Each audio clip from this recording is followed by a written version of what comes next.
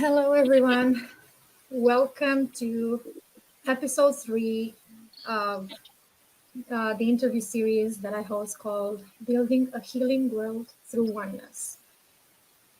We are here together with Vince Campbell. Welcome, Vince. Thank you for having me. Um, this is a very timely interview for many reasons. Happen over and over again, too many times, which is losing veterans, first responders. I say warriors for peace, wherever they are, whatever they do. To suicide. Is that true, Vince? We're Yes, losing that's them to correct. suicide. Suicide, yes. And Vince shared this truth, this reality that only him and not too many of us know. And when I heard it, it was before I had this interview with Charlene Madden. And I said, okay, this is something that I think we all need to be aware of, because I also have friends who suffer. They lost people. They were not veterans, but they were family members.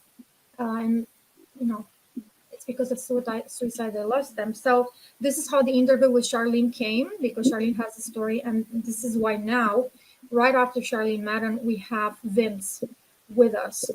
So what happened today, and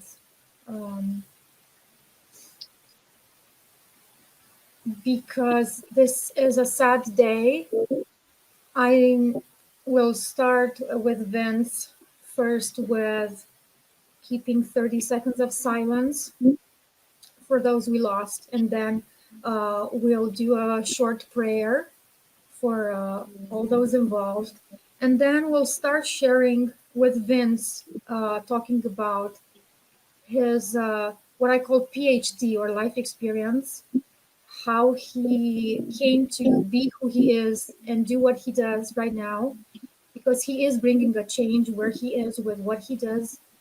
And then we're gonna weave his life story with different things that are happening right now, projects he's in, realities we're not aware of because we're not in them. So we're going to talk about healing. We're going to talk about trauma. We're going to talk about solutions. We're going to talk about what is not happening. We're going to talk about different things. We're not going to let you be in the grieving mode much. We're going to bring hope, because this is why we're here. We're here to bring out the truth. We're here to bring awareness. We're here also to bring hope. And yes, we're mourning those we lost, and we're also need to be there and support those who are still with us. There is a chance for them, and we'll see how Vince and his colleagues and friends and everybody helping can be of support. And in the end, we'll show you where you can find them and how you can reach out either for yourself or for other people you know of. So you can send them there, or ask how you can help somebody if you don't know how to help. We'll have all of these things together today in the next hour. So let's so we have the 30 seconds of silence, and I'll also put my timer on, because I don't want to take too long of your time for those watching here live or replay. And please, whenever you have ideas, comments, please leave them, because I can see them and we can talk about it. We can answer your questions. And also, if you see this on replay, please put a hashtag. We always watch, and we want to acknowledge you and appreciate you. Okay, so 30 seconds of silence for those we lost, whether they are veterans or Vince knows other people we don't know. Can you tell us where those we don't know that we lost? It's not just veterans, right? It's those in correction services. You know more than me, so you gotta name them.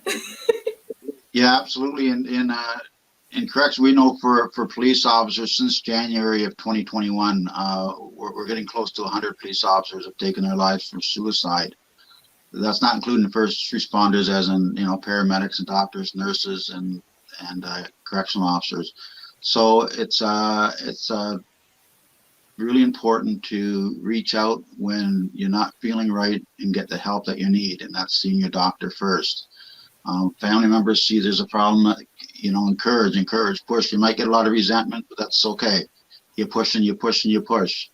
And I think that's really key in having more in place for anybody that is having problems, whether it be online or to go and see a doctor. And that's the difficulty now, is connecting with doctors and psychologists and therapists. A lot of people feel hopeless, and I understand that because I live with that every day. But we put our shield on and we move forward, and that's the key. You need to move forward and work on yourself every day. If you don't work on yourself, you can't help others.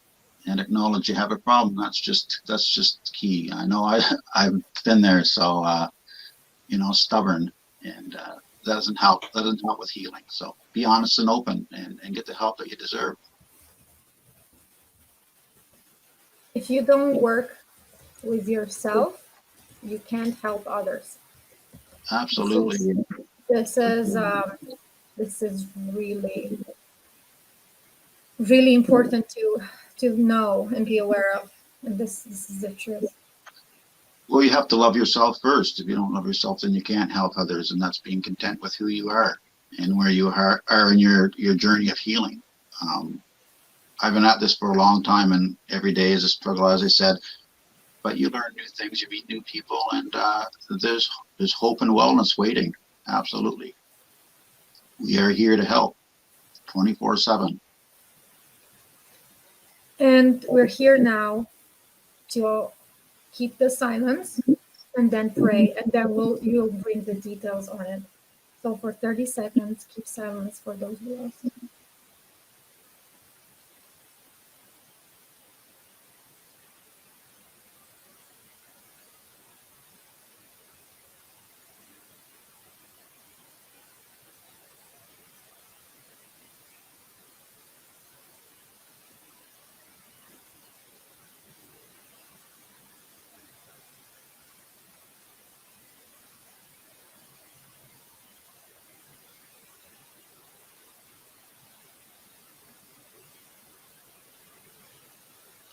And we pray together for the souls and spirits of those who are not with us, for the ancestors of the land, to find peace and light, for the ancestors of all those living today,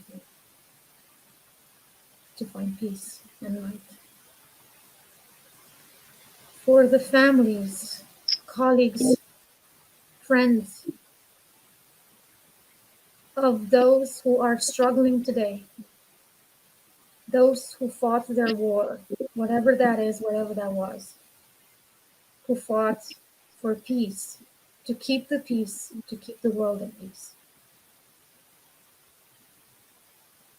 We pray that they find all the ways they need to support themselves, that we pray that they are seen, heard, listened to, valued. And we pray that they hear and see themselves for who they truly are. We pray that they see the light, no matter how small, in themselves, and they can hold on to that light and grow it bigger. If they need help, we pray that they have the courage and awareness to ask for help. And if they have blocks on the way, if people don't get it, we pray that they fight even stronger for themselves, so they finally find somebody who does get it and who can help them. We pray that they keep fighting and fighting for themselves. We pray that they have the strength, the help, and everything they need so they hold on and love themselves and love life and allow the world and their families and friends to see who they really are because they are the sunshine and they bring the change in the world.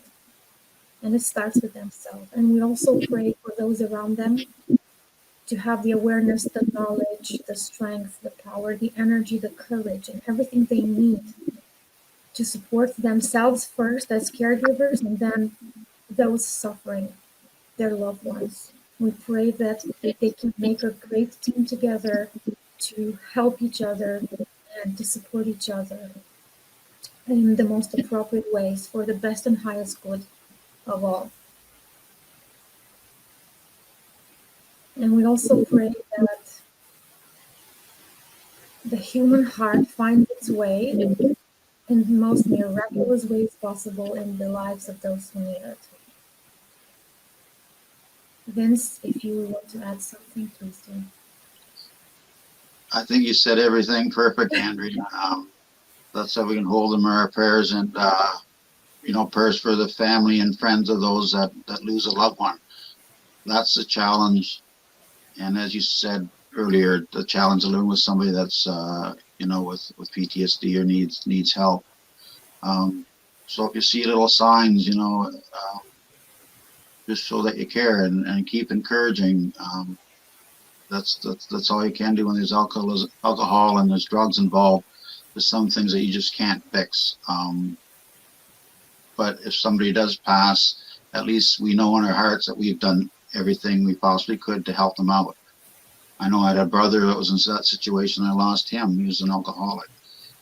And I truly believe I did everything I possibly could. I could have done more, but I'm at peace that I did try. Yeah. It's this journey in life, right? Sometimes you just can't change that journey. That's the way it is, and they're meant to go on that path, and you can do everything. High battles, and that's your path in life. And we don't like to see the negative side. We want to see people, positive, and see them heal and do great things and find their new purpose in life. But it doesn't always happen.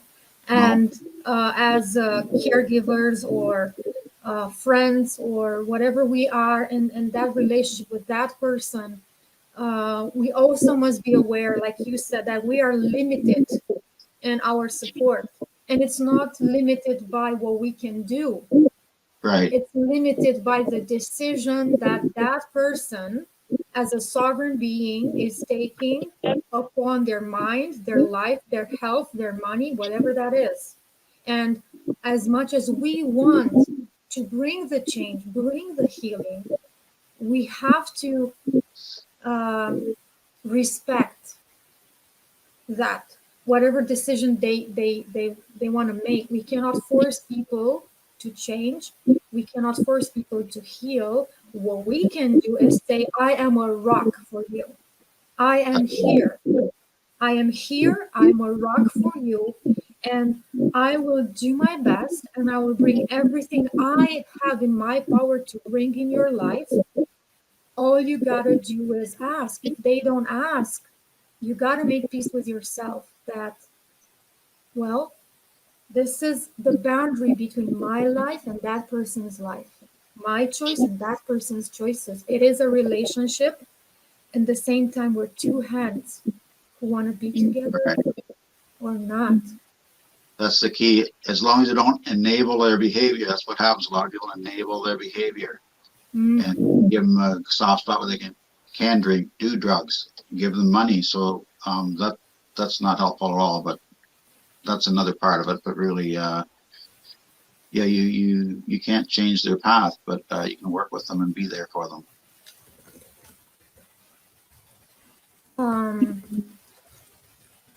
I'm trying to I told you we need to speak a little slower. Okay, so there are many questions that I have right now.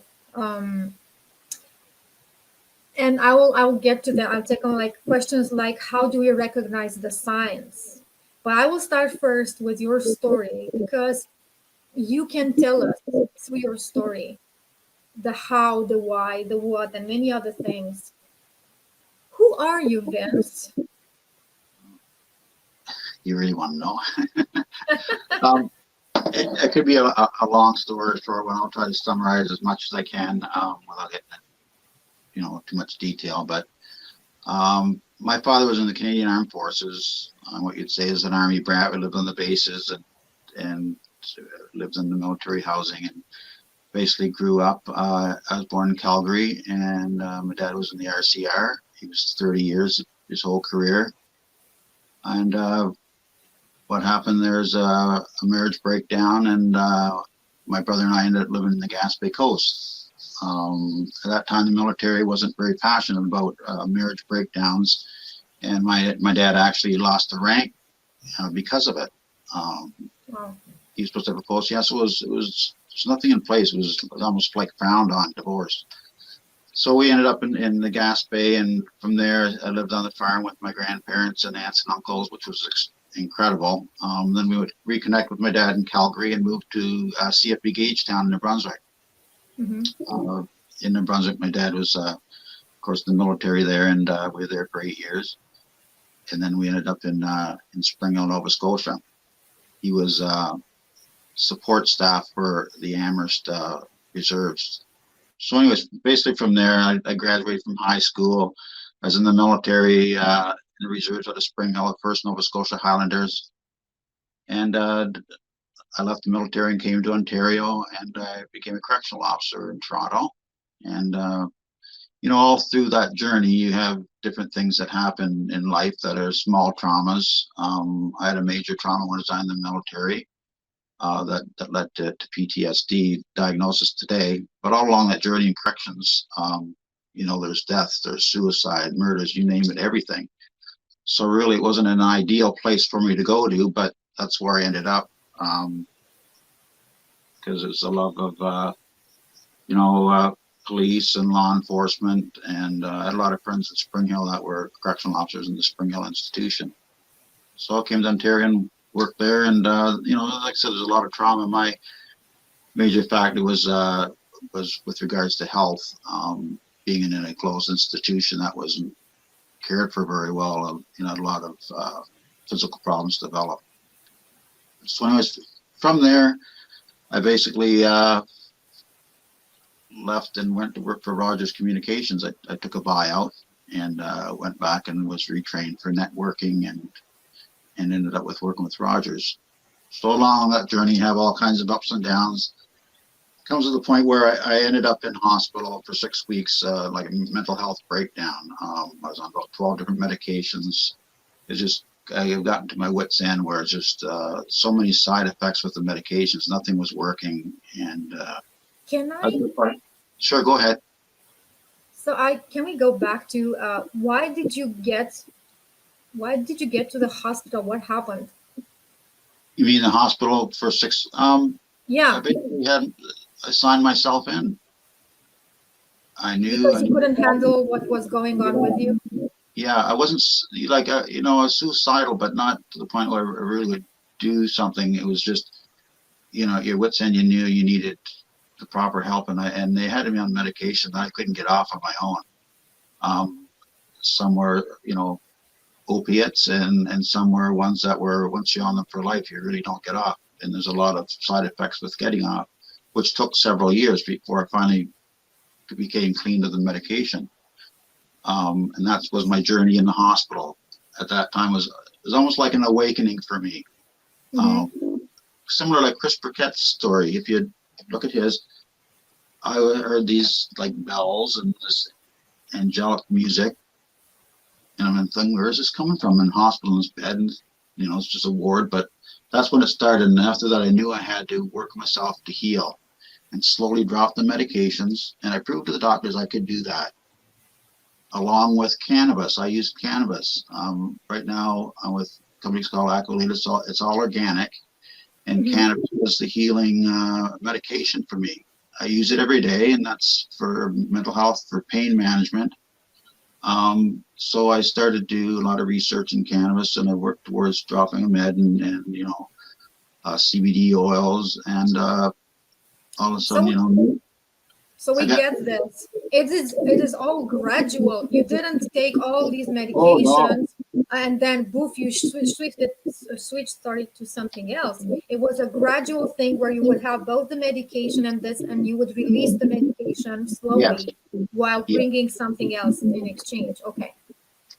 There's even my psychiatrist at the hospital. She was totally against it, and she actually proved her wrong, and she actually released me as a patient because she couldn't treat me anymore because I was already on the path to healing. And That is awesome. Did she yeah, accept that? Did oh she yeah, accept? Yeah. she wanted to release as soon as she knew I was using cannabis. She wanted to release me as a patient. She was a Chinese doctor and very set and very structured, very science. Wonderful lady. She's actually, will have to give her credit for getting me on the path to heal because she was persistent. She didn't give up on me, and Wow. she was quite amazed. I was amazed too, but I knew that it would work. And so finally, when I left there, I finished my last psychiatric med, which was I think Sarah, it's not Sarazone or Seroquel, which is a antipsychotic, which Okay. is extremely powerful. And like I said, I was in the hospital. I couldn't even walk. I was in such bad shape. Wow. So cannabis healing, and it brought back my creativity. I have 2 hearing aids, so all of a sudden, with 50% hearing loss, music started coming together. And at 53 years old, I wrote my first song. I tried writing songs before, and they were just pathetic. I wouldn't play them for my dog. Um, but like I said, it's an awakening of some sort, and lyrics would come to me in the middle of the night, and then songs were, and I thought this is really, really weird. So I really took all my energy for about 2 years and worked on the craft of songwriting, worked on my skills playing guitar, worked on all the online stuff to learn about the internet, the Instagram, and I took a course for a year out of Nashville to learn about building the business, and that's where songwriting and wellness with veterans started. Now it's with first responders also, and at that point I connected with Fabian Henry in Nova Scotia, Afghan veteran, and he's the heart and soul of our program, Veterans for Healing. You can see that we got hoodies and T-shirts, and yeah, he's the main guy that found all this. Been working hard for years and years. He walked from Fredericton, New Brunswick to Ottawa for veterans so they could have access to cannabis for healing and for medication. It's a long journey, but that's what warriors do. You don't give up, and you get out there and do it and work as hard as you can at it. You can't give up. It's other people's lives, Okay. Um, About this, let's stay with this because I see in this that the skill that our warriors, when they go to war or to keep the peace, use the skill of, you don't give up, you help your comrades, right? yeah, This is the attitude, the ingrained attitude of people, of somebody in armed forces or maybe in correction. I don't know, you're going to tell me that, but it's the idea of you do everything you can, you fight to death, and you help your comrades stay alive or bring them home. And that's exactly the thing the warrior needs to do with himself, not just with absolutely. others. See what I mean? I switched it a bit, right? Yeah, Yeah, yeah, okay. you're right. I see these things. So, dear warrior, use that for yourself, because this is what the warrior is forgetting, that the first person you need to fight for, the first person you need to bring home to your life partner, to your kids, to your mother, father, right, is That's you. right. And That's right. we in airplane we have this thing of put the mask on you first Hmm. Hmm. before, like, if you want to help your comrade, make sure you are okay. If you want to help your family come back home, take care of yourself while you're, like, this is so important. We forget we are the first and foremost to take care of. And when that happens, oh my gosh, the whole world around you changes. For sure, you're 100% right. See, for me, I never served in combat. I served in peacekeeping, which I was blessed. I'm here to serve the guys that were in combat, and those are my heroes. Those are the guys that really need the help.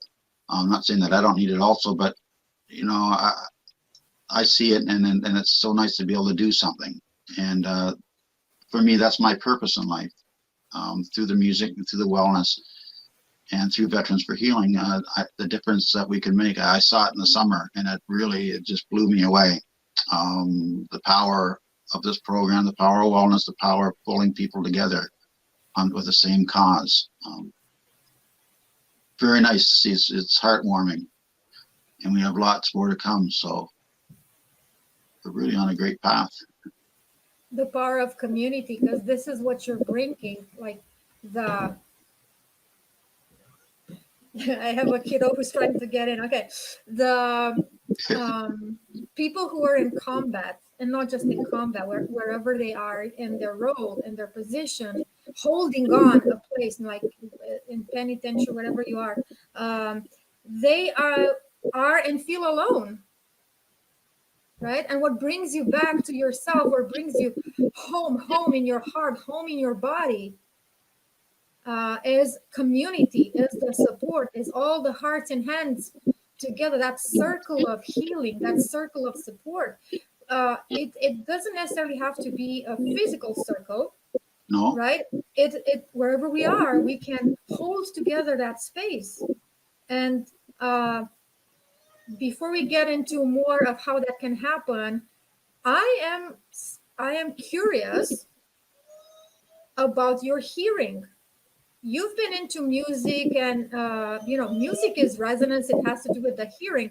Can you tell us how come? Okay, I want to know how you lost your hearing. Is this something that is a physical thing, or is what happened there?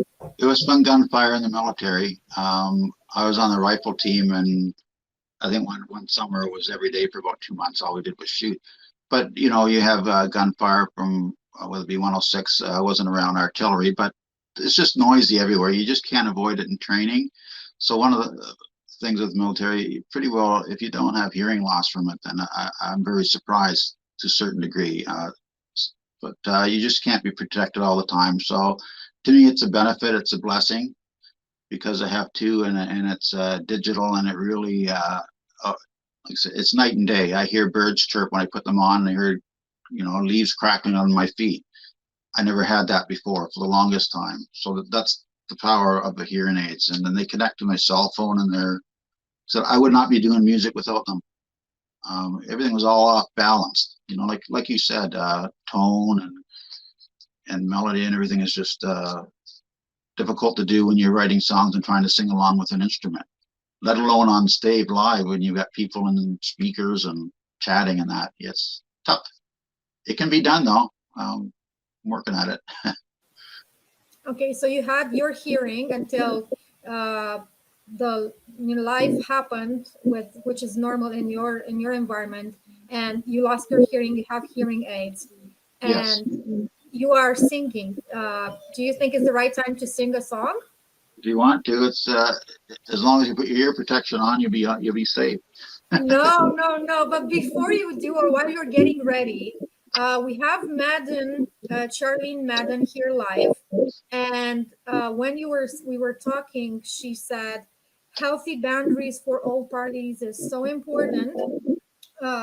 I think, Charlene, you were talking about that moment where we spoke about learning in a relationship what is yours and what is not. And then she said the power of dialogue can be life-saving. Ending the stigma of mental illness as a weakness is imperative to changing lives. Mm-hmm. We have a new saying, and I really learned that this summer, is Colonel Pat Strogan. I think you put that in your post there. We are not broken, we are breaking out. Yes.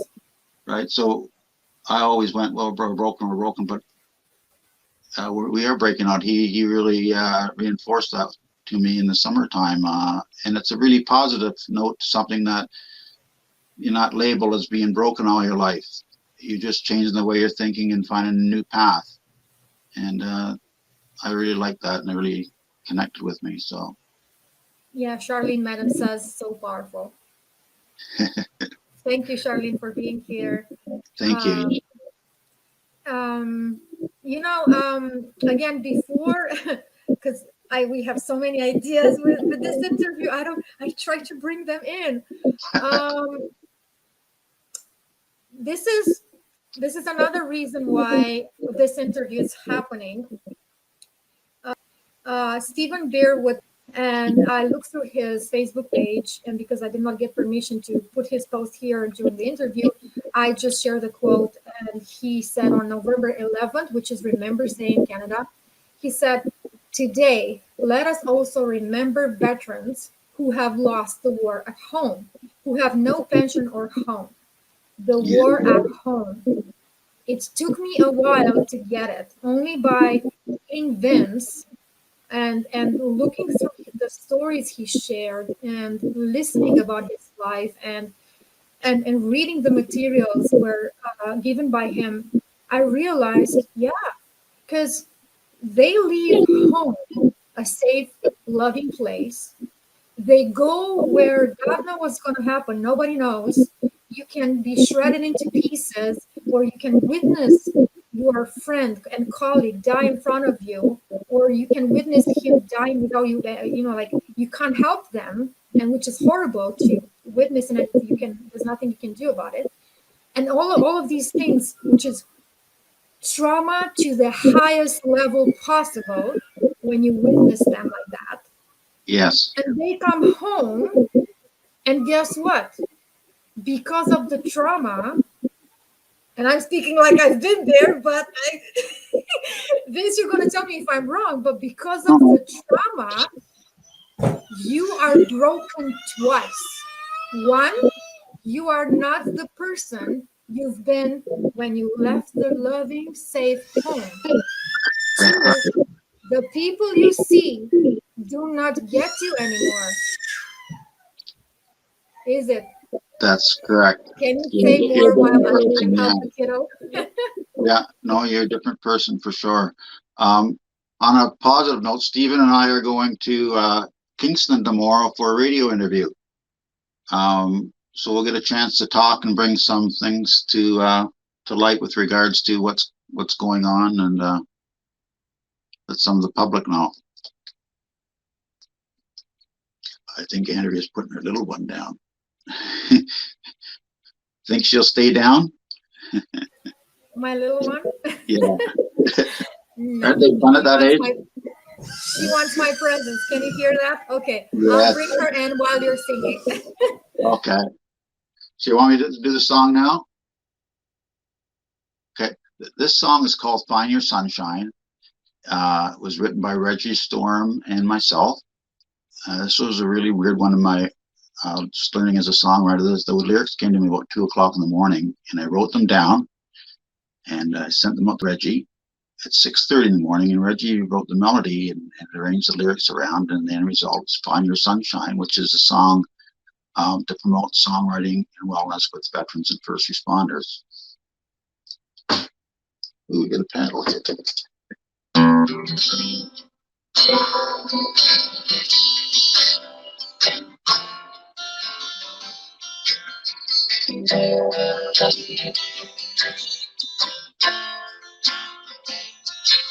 When you get out the mountain, you believe there's nowhere to go. When your light is turned to darkness, your heart tells you lost your soul. Put your pen to the paper, let your song do the pain. Oh, there's healing there to keep you safe. Let your pain go again.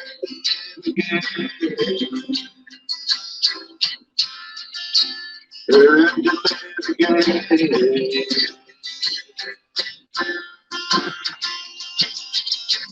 Gotta find the sunshine, not for every day. Gotta find the sunshine, your family needs you today. Let the days open your Bible, let the sun shine. You gotta find your sunshine and be free. and stop the rain.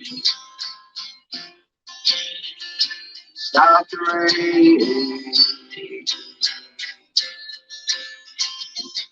There's a hand reaching out. Someone's walked the road you're on. Oh, there's healing in the music. Release it in a song. There's hope and wells waiting. A bridge to the other side. There's healing in the music. Let the pain go. Learn to live again.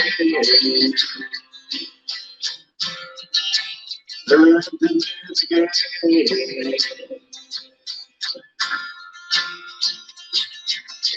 Gotta find sunshine, bottle it for a rainy day. Gotta find your sunshine, your family needs you today. Let the music release the demons, open your Bible, let the sunshine. You gotta find your sunshine and be free. And stop the rain. And stop the rain.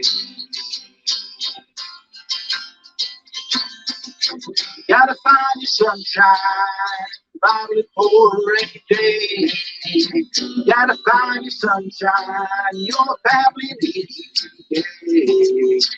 Let the music release the demons, open your Bible and the sunshine. Gotta find your sunshine and be free. And stop the rain. Oh, you gotta stop the rain. You gotta stop the rain. You gotta stop the rain. Lovely, thank you. I felt the sunshine. I love the song and lyrics. Because of the quality of the video, I don't think we could really appreciate the song as well. But do you have it on your Facebook page or somewhere? I've never played it live for anybody, I don't think. But I can do a recording of it probably for you. Well, just let us where we can find it, because you said it's going to be part of an album. Yeah, somewhere down the road, yes. It's been a project for a long time, but I've already got set tracks and planning to move forward.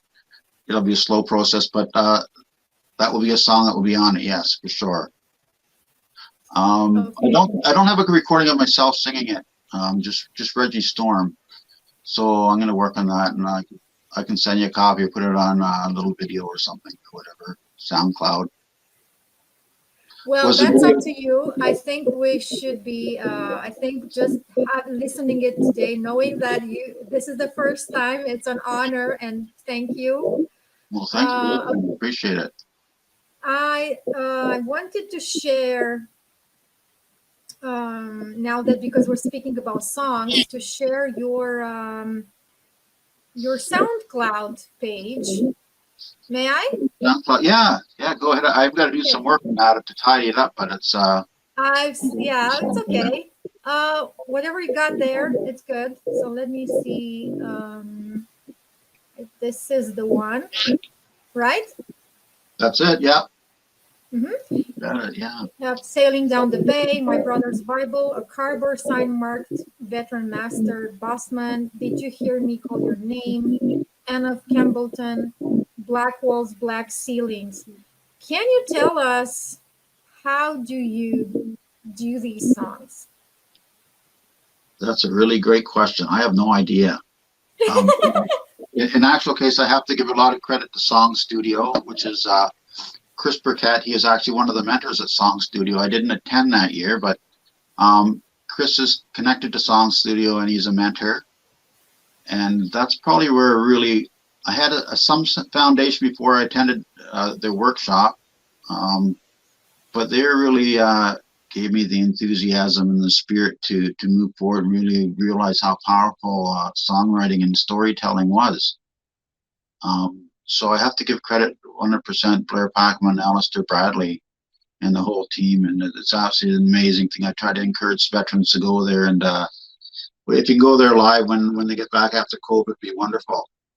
So that along the spiritual side, the lyrics just started coming to me, and melodies that just come together. Sometimes you can sit down and write a song in 10 or 15 minutes. Sometimes, it's a lengthy process. Sometimes I write a song and a year later, and I edit and make changes to it. I have a lot of songs people haven't heard yet, but I didn't want to put myself up front because it's for veterans and first responders, so I don't want to be the guy up front saying, I'm trying to be famous and do all this. I want the program front and just behind to show that this is what I do for my mental health. It's songwriting, wellness, and helping others. I don't want to be famous. I don't want to, none of that. But it's really neat how you can tell stories, and we have 6 great songs that we did in the summertime. They're all stories about veteran stories, whether it be combat or life related. And we need, everybody wants to hear stories. So music's changing and opportunity is there now. Like I said, I spent a year in a program in the States, and it was quite enlightening to, I appreciate now really how hard songwriters work, and performers work. It's not easy. When you're suffering from mental health issues, it's the most difficult thing to get up on stage, let alone remember your lyrics. For me, I use tablets. I have to have lyrics right in front of me. I just forget them. Even singing that song, I forgot some lyrics. Like, what's the song? Usually just come, even though you've done it 1,000 times. So memory can be a factor too. So try to be prepared. But songwriting is pretty neat. There's a few songs I have there on SoundCloud, but more to come. I put also your Facebook, the Facebook page, Vince Campbell Original Music, because you're sharing a lot of stuff there. I'm not sure, is this the place where you put some the songs? Yeah, I play a lot of the songs and just put the video there. Kind of my little studio type thing. I even have a paddle in case the water gets deep here.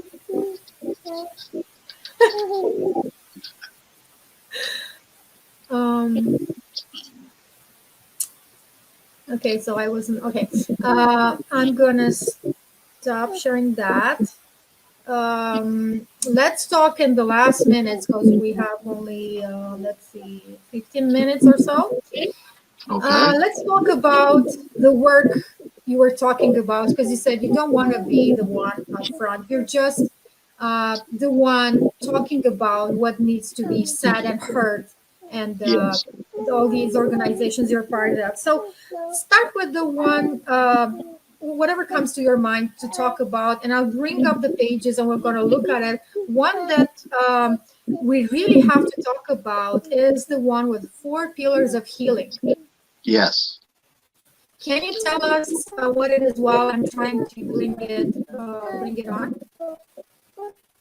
So basically, pillar 1 is basically prime your mind with cannabis therapy, and that's where the cannabis comes in. That's one of the pillars.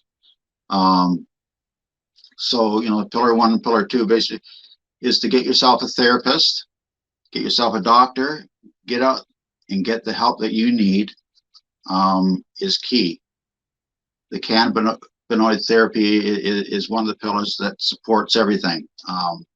So for our program, those things are key. So we use the company Aquilitas, which provides us the cannabis, and have agreed with them that a certain amount of that's purchased comes back and helps with funding for different programs.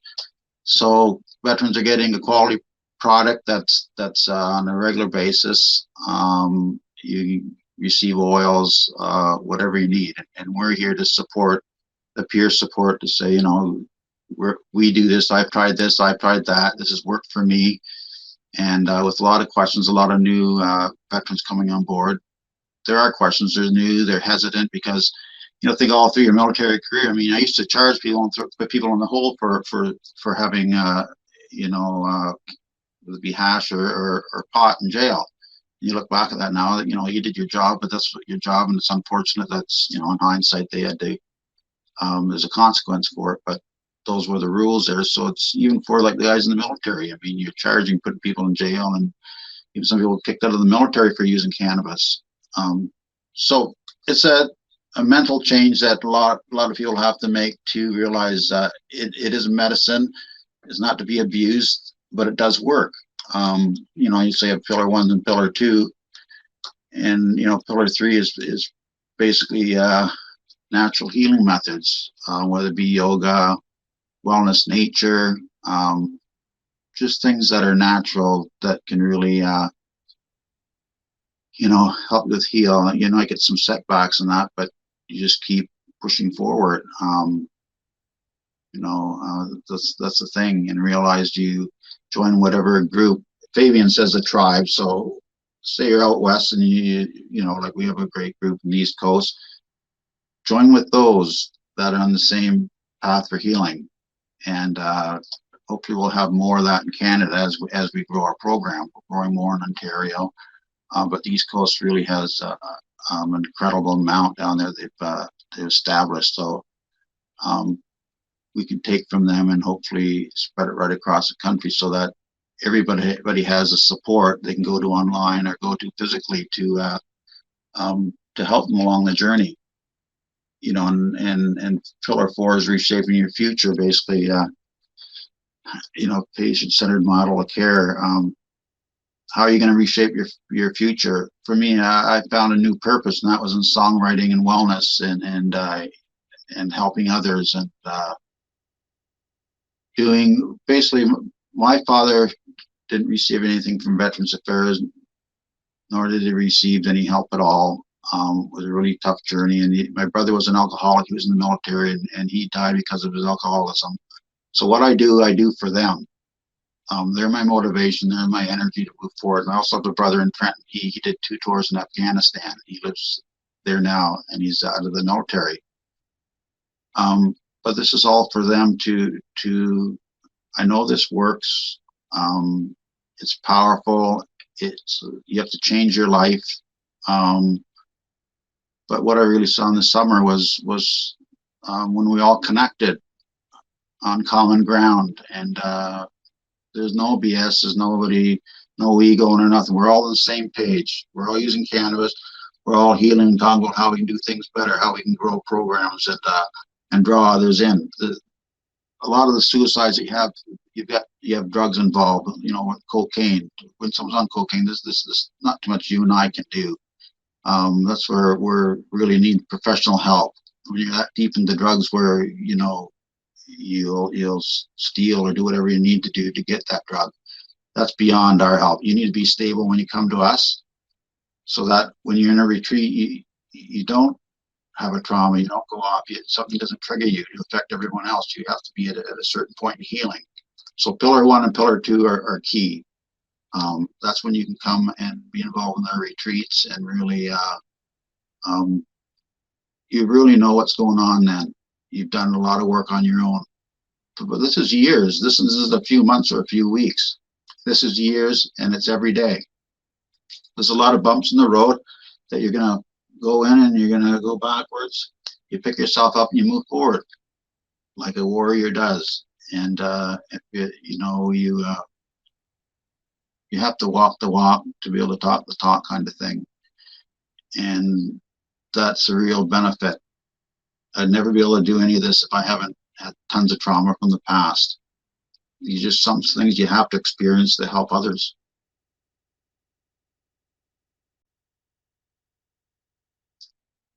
That I'll have a drink of coffee.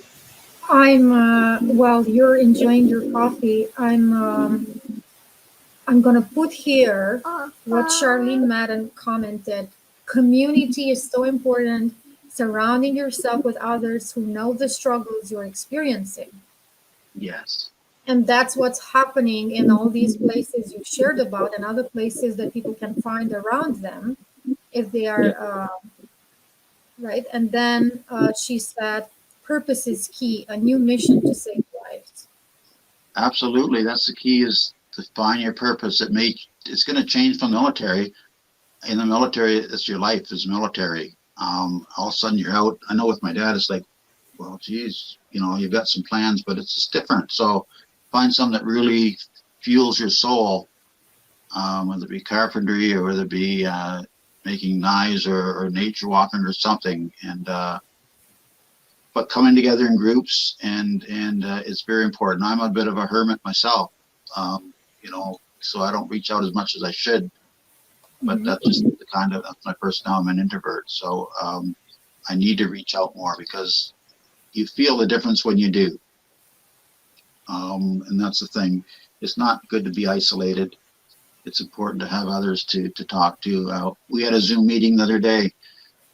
I think there's 4 of us from the East Coast, and at the end of it, it felt really good. And that's just chat online to get a few things out and talk about what's going on and what the future holds. And sometimes that's all it'll take for somebody to take them out of being suicidal to realize, well, I've got some hope. I can do some things, but depression is like being in a deep well, and you're trying to climb up the side every day, and you just keep sliding back down again. Sometimes there's a hand to help you up. Maybe it's a new medication. You get halfway up, and then it's you might slide back down again, but you have to keep working at it. So, and never give up. Talking about this while my baby tries to be with me. I have a question that I also asked Charlene in the end, and this is not the end, but it's something that I want to bring in because it's related to purpose. Why live this life? Why still be here? What answer would you give? I'd have to say there's probably a higher power saying you have more to do on this earth, and there's a lot of people that are joining you and that you're joining with to make a difference. Firefighters, police officers. I was just at a birthday party for a firefighter the other week. We're joining people together and that are thinking the same and want to help others. So that's really it. But work on yourself every day. Don't forget about yourself. Sometimes I get too many irons in the fire and I get tired out, and you go back a bit. So you have to really watch for that, not to do too much. But otherwise, all is good. Thank you for sharing that. This is so important. You talked about community, and I have a video you shared with me on Facebook, and I'm trying to bring that in. And maybe, you can tell us more about it. About the video, right? It's the one with the drumming. Yeah. With the drumming, yeah. That's in Nova Scotia. That's the retreat location in Piper's Glen, Egypt Falls. It's 100+ acres. It's bordered on Egypt Falls, which you probably see pictures of it here and there. It's very, very healing.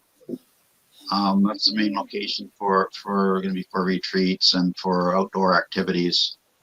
There's another 400 acres in Pictou, Nova Scotia, which is real Canadian recreation. Tyson Bowen, he's an Afghanistan veteran. He's running that and building everything from four-wheeling to sliding to having music. He has a stage there. And also in Nova Scotia, near Peggy's Cove, West Dover, the group has purchased a bed and breakfast, which veterans can go there anytime and relax and canoe and kayak and be right on the ocean, watch the fishing boats go out every day and come back. And we spent some time there, and it's absolutely amazing. Big ideas for that location. It's going to be really, really neat. I'm very excited about what's happening and what the future holds. And it really reinforced it this summer. We all got together as a group. Next year we'll have Songwriting with Soldiers coming up out of Nashville, and they're going to work with us, and we're going to work with them, and we may have some U.S. Marines coming up possibly, and at least a veteran from Britain. So that's the kind of plan we're working towards, and we'll build on that, make it even bigger. We're planning going down to the States for some retreats, and there's surfing retreats, there's fishing retreats, there's horses, you name it, we're going to have it. Maple syrup, maple sugar. It's going to be the place to go for veterans, and they need to take advantage of it because it's so many people work so hard, and I can only imagine what it's going to be in 10 years. Probably one of the top programs in Canada, I would believe, for veterans. I can't see why not. So great team. So, and you know, I was fortunate to meet some of our First Nations down the East Coast also that are veterans, and you see their struggles also from many different angles. As many First Nations struggle in Canada today, as we bring to light of what's going on. It's but there is hope for them, and I saw a few smiles, and it's going to be really neat working and seeing what we can do for our veterans at our First Nations, for all our veterans, and just include everybody together. Doesn't matter where you're from. We're going to help you heal and get you on the path. But you got to work your butt off. I hope your family is worth it, because yeah, you know, you've got to work hard at it. This is a lifelong thing. I've working. It took 25 years to get the diagnosis with PTSD for me. So up and down the medications and everything else. It's a real journey, and you know, you think you're at your wit's end, that you're hopeless, but like I said, you just got to be your own advocate and do your own research, not depend on anybody else. That's so important also.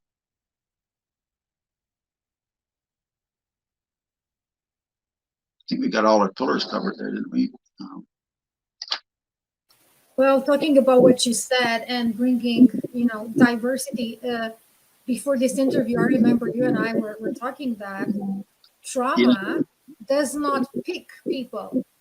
No barriers, no borders. Trauma's trauma.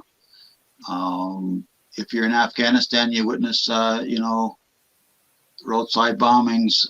You're a police officer and you witness death. You shoot someone, or a correctional officer. You know, someone's hanging in the cell. You just can't judge and say whose is worse, really, because today they look at it differently. It used to just be war veterans that had PTSD, but really, if you look at the criteria for diagnosing PTSD, it covers so many. There's so many people walking out there in trauma today. I so encourage them to get help. I know it's trying times. Don't let what's going on with COVID get you down, because there's certain things going to happen in this world that are out of our control. But looking after your family and your health is so important during these times. I received a question, or you received a question from Charlene, which is, how can people support this organization? So you tell me, and I'm going to put up the pages. We were talking about Stephen Beardwood.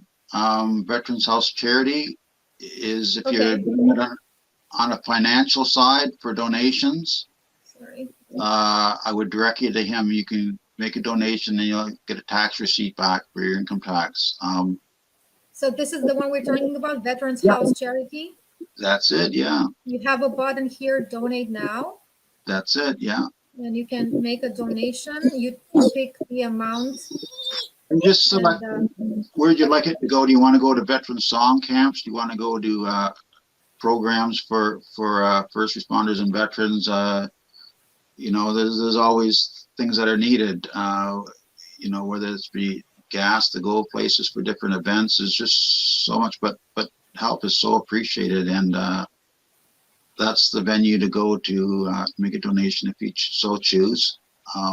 As and there's the other one also, right? The one you were talking about with retreats and the 4 pillars. It's a different one. They are different. Yeah, that's GAF. That's Global Alliance Foundation Fund. It's the main one that everything will draw off of. So as it, you know, builds in equity and that to provide programs and finances will go through that basically to different retreats. But the main foundation is for cannabis to hopefully, you know, fund a lot of these programs as we move forward. As for volunteers and people that are interested to starting groups in say Ontario, wanting to reach out to help in different ways, that's always appreciated. we're working on having a retreat and hopefully possibly Gananoque next fall. So that would be the first one in Ontario. And from there, we can hopefully build on it. I'm working with, like I said, from some first responders now to try to get a location for a retreat in Ontario. Ideally, I'd like to find some land that's 100 acres or 100 acres plus, and build cabins and cottages and have a place for healing for everybody to go. They can grow, they want to grow pot there, they can grow pot. If they want to grow some vegetables, if you want to go for a canoe ride, you can go there. But there's not really anything like that in Ontario yet. But we have the acreage in Nova Scotia, but just not here. And that would be ideal to really get things rolling. But once we have our first song camp, and hopefully next fall, that'll be the start. And with radio and hopefully some television that down the road, we can keep promoting and show folks what we're doing, and encourage those that need help to reach out, and we can get them connected. So you are also, I see these organizations also, if people have businesses that can offer something to support those healing. Yes, chiropractor. I go to chiropractor every couple of weeks. I like to go every week, but yeah, there's a lot of people really want to support and get involved, especially from the music community. When they found out about the songwriting, it's like so many people stepped up. We were going to have a retreat down in Claremont, just up the road from me here, North Pickering, a songwriting retreat. Claremont Studios, that's where Rush did, I think, 4 albums up there.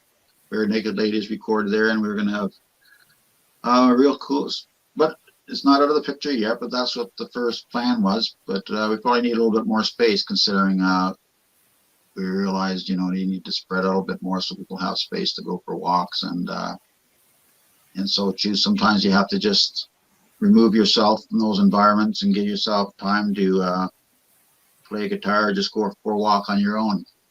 Everybody needs that, not just somebody who went through trauma. Like, we all need nourishment, refreshment, and just shedding and removing all the heavy stuff, our own thoughts. Even like, we in the same room, I assume everybody has this, where you're living in the same space, on and on and on. All your thoughts, ideas, the emotions, maybe memories that don't help you are there, and you need to remove yourself temporarily from that spot, so you can nourish, release, let go, transform. I don't know, just enjoy whatever is going to be there, so that you have more strength, so you have all you need. When you come home in the same space with all the memories, your perception changes. You're going to see things differently, and your life is going to change. That's correct. Yes. Yeah. Mm-hmm. Well, I hope everybody got whatever they needed from this interview. How do you feel? Do you think we covered all people needed to know about our veterans, our traumatized people, our loved ones who wanted to keep peace and need help at home?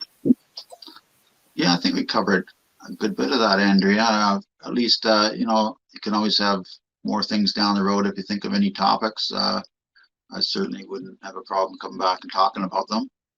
Some can be really in depth and take a long time to discuss, but I think we did a great job. Just awareness is important, and it's nice to have folks reaching out to help us. My kid took me out of the stream studio. That's all right. But at least people got what you said, so sorry. There's technical difficulties. That's family. That's life. That's the way it goes. That's what brings the fun into it. Makes it real. Well, all I heard is that we covered pretty well. So to end this, again, remember, people, be your own advocate and do your own research. This is valid for everybody. Is there a message you have for those listening, especially for veterans who know you and are watching this? For veterans that know me and that are watching this, just continue on the path that we're here to, I'm here 24/7 to help. Reach out anytime. If you have any questions about the program that we're running, please reach out to Veterans for Healing, Baby and Henry, Stephen Beardwood. Keith Mullins is our new music director, and he's absolutely incredible. He's Cape Bretner, and he's going to do a whole bunch of music for us, and is just a great, great guy. You could feel the healing when we were in Nova Scotia, so I really knew that that point that some real positive things are going to happen. So join up for Song Camp, put your name on the list, work on yourself, and look forward to having, well, we had 6 veterans this year, maybe we'll get to 12, maybe even more. So work on yourself and look after your family. Remember, you're living for your family, and if they're not worth to live for, then you know, really look after yourself. That's all I can say. The road might be a bit rocky, but just keep at it. That's all. Form your own tribe and connect with others. If you don't find something worth living for around you, keep searching, because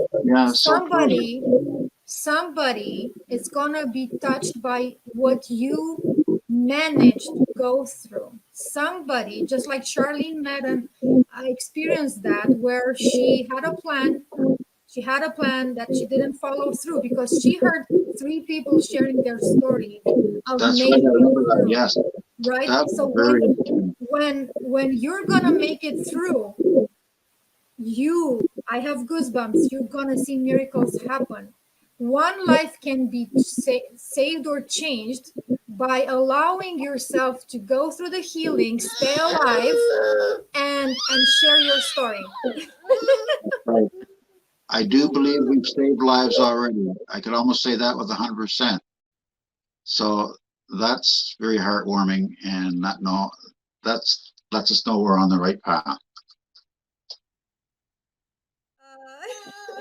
Bye. Yay.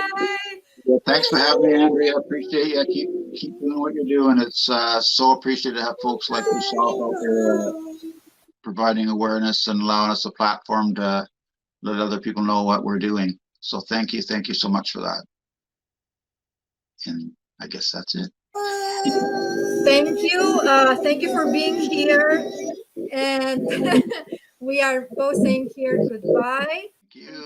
Thank you for all those of you and others all together for doing what you can to support our warriors. Thank you. You're welcome. We'll keep working hard. I appreciate your help. Take care. Bye. Bye.